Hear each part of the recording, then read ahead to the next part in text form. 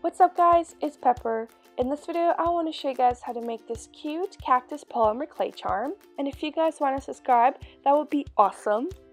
To start, you're going to need the clay you're going to use for your pot, and I'm taking a ball tool and I'm shaping the clay around it, and then I'm going to round out the sides and the base so I have an even pot.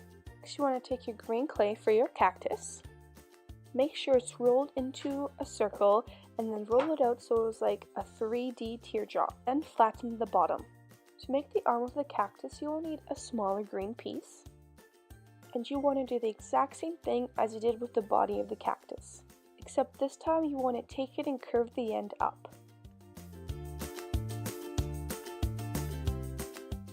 Cut off the pointy tips so that you have a flat edge so it's easier to put it onto your cactus.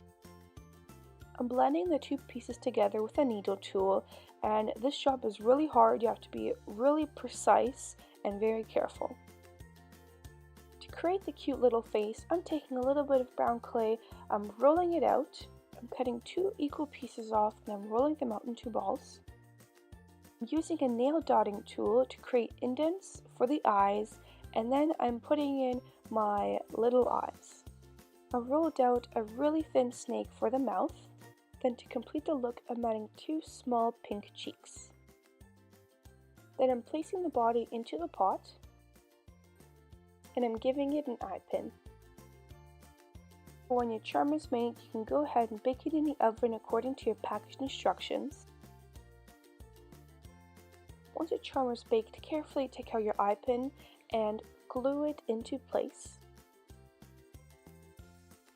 To seal everything off and give it some extra shine, I'm glazing the charm.